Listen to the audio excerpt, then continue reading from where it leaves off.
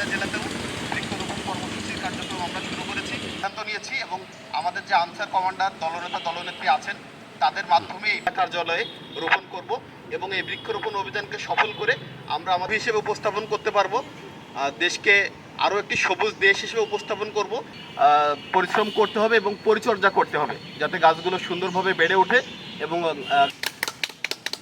আচ্ছা এই আপনি এখন দান এরকম সাহেব একটু যেভাবে ছিল না ওইভাবে থাকবে। দেখি ভাইজান একটু তাড়াতাড়ি সরে আসুন।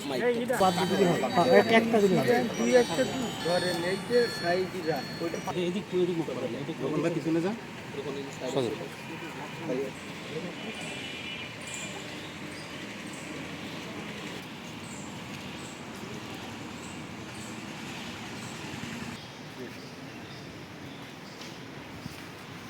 ওকে